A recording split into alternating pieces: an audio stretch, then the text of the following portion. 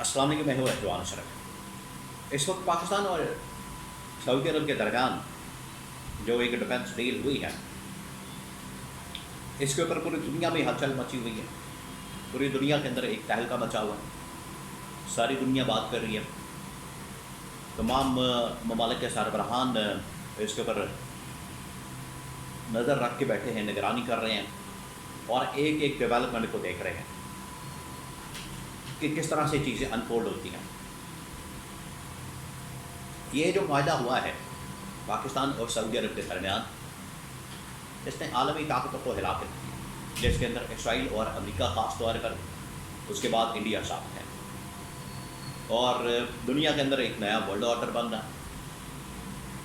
ایک نیا world order بنانے کی تیاری ہو رہی ہے، جس میں روس ہے، چین ہے اور عرب ممالک کے پاکستان ہے، اور دوسری جانب یہ امریکا، یورپین طاقتیں، برطانیہ، اس کے بعد اسرائیل اور انڈیا شامل ہیں۔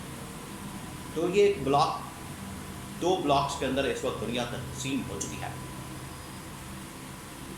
اب یہ جو ڈیولپمنٹ ہوئی ہے، اس کے بعد امریکہ کی جانب سے افغانستان کے اندر آنے کی بات کرنا،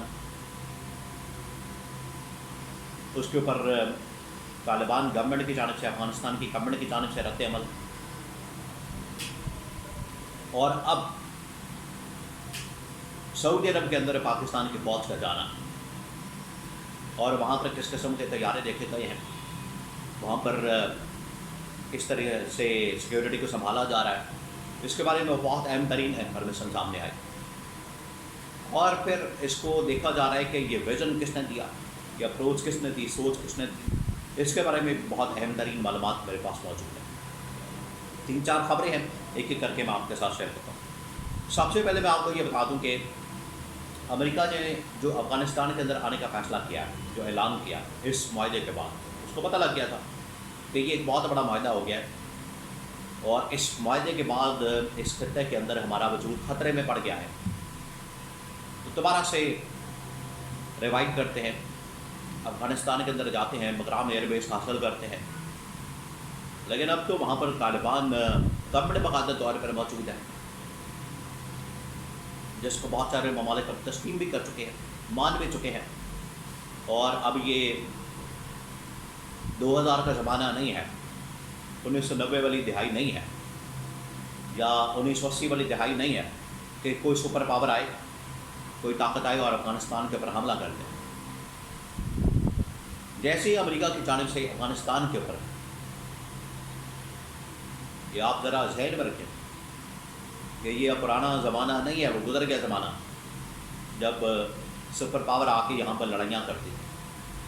کوشش بڑی ہو رہی ہے، بڑی کی جا رہی ہے کہ افغانستان کے اندر پھر کوئی محاذ ہو جائے، لیکن اب یہ اتنا آسان معاملہ نہیں ہے۔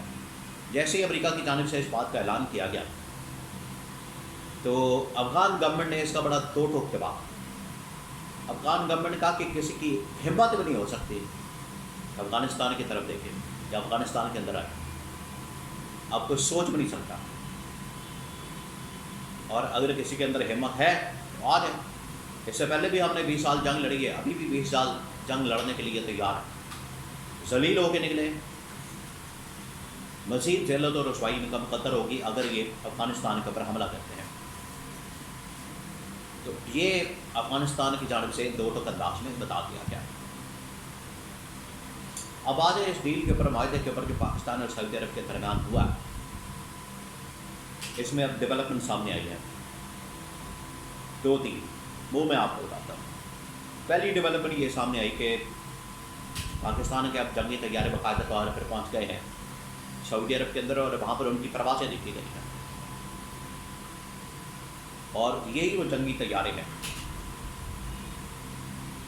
جنہوں نے کامیابی حاصل کی تھی انڈیا کے خلاف، جب اس سال مئی میں ان کے ساتھ جنگ ہوئی تھی۔ اس جنگ میں بھی کامیابی حاصل کی پاکستان نے، اور یہی جنگی طیارے اب پہنچا دیے گئے ہیں سعودی عرب کے اندر اس کی حفاظت کے لیے، اس کے شہروں کی حفاظت کے لیے، ایئر اسپیس کی حفاظت کے لیے، اور بارڈر کی حفاظت کے لیے باقاعدہ طور پر آرمی کو بھیجا جا رہا ہے۔ آنے والے دنوں میں اس کی بھی خبر سامنے آ گئی۔ پہلی یہ ڈیولپمنٹ ہوئی ہے दूसरी ये डेवलपमेंट हुई है कि मोहम्मद बिन सलमान की जानिब से ये फैसला किया गया है कि अब ये जो सऊदी इत्तेहादी फोर्स बनाई गई है जिसकी कमांड जनरल राहील शरीफ के पास है, इसको रिप्लेस किया जाए। और ये रिप्लेसमेंट अब जनरल राहील शरीफ के ज़रिए से वहाँ से स्टार्ट की जाए और इसकी जगह फील्ड मार्शल जनरल आसम को लगा दिया। ये भी एक रिप्लेसमेंट आने वाले दिनों में हो सकती है। अरब मीडिया के अंदर भी इस बारे में बड़ी खबरें आ रही हैं और यूरोपियन मीडिया, अमरीकी, बरतानवी, इंडियन मीडिया के अंदर इसके बारे में बड़ी बात हो रही है। इवन कि इसराइली मीडिया इसके ऊपर बड़ी बात कर रहा है कि ये विज़न किसका है, सोच किसकी, अप्रोच किसकी। देखिए आज से तकरीबन कोई 50-60 साल पहले भी ये कोशिश की गई, इस हवाले से काम किया गया जुल्फ़िकार अली भुट्टो के ज़माने में कि आलम इस्लाम को एक किया जाए, इकट्ठा किया जाए, एक पेज पर लाया जाए। उस वक्त जितनी लीडरशिप थी उनको उड़ा दिया गया, फारिग कर दिया गया, किसी को मार दिया गया, किसी को कत्ल कर दिया गया। लेकिन आज जो विज़न दिया है ये दिया गया है असल में इमरान खान की जानिब से, जिसके ऊपर प्रैक्टिकली अमल किया है मोहम्मद बिन सलमान ने और जनरल आसम ने। तो आलमी सतह के ऊपर ये जो आलमी मीडिया है इसके ऊपर बड़ी बात कर रहा है, डिस्कशन कर रहा है, इसके बारे में सोच विचार कर रहा है कि ये जो आलमी सतह के ऊपर डेवलपमेंट्स हो रही हैं इनका बराह रास्त लिंक जो है वो इमरान खान और इमरान खान के विज़न के साथ बनता है। क्योंकि इमरान खान ने ये विज़न दिया था, इमरान खान ने ये सोच दी थी, इमरान खान ने ये अप्रोच दी थी कि आने वाले वक्तों में जो अरब ममालिक को ख़तरात है लाहक, उसके लिए बड़ा ज़रूरी है कि पूरा आलम इस्लाम इकट्ठा किया जाए। इसके लिए इमरान खान ने काम भी किया था, लेकिन आपको पता है फिर आलमी ताकतें बीच में आई और उन्होंने ये रजीम चेंज ऑपरेशन करके इमरान खान की गवर्नमेंट को फारिग कर दिया। आज की बात मोहम्मद बिन सलमान भी मानने पर मजबूर हैं, इसको तस्लीम करने पर मजबूर हैं, एतराफ़ कर रहे हैं। अरब मीडिया के अंदर बाकायदा तौर पर उनका बयान छपा है। ये विज़न एक लीडर की जानिब से दिया गया था, उसके ऊपर उस वक्त हमने अमल नहीं किया, काम नहीं किया, लेकिन आज इसकी ज़रूरत पड़ गई है। आज इसकी ज़रूरत पड़ गई है, लिहाजा हमें इसके ऊपर काम करना पड़ा। तो किसकी जानिब इशारा, आप इसको समझें। और असल में इशारा है इमरान खान की तरफ। तो ये क्रेडिट मोहम्मद बिन सलमान ने भी आज इमरान खान को दे दिया, जो कि अदियाला जेल के अंदर पाबंद सलासत है, बंद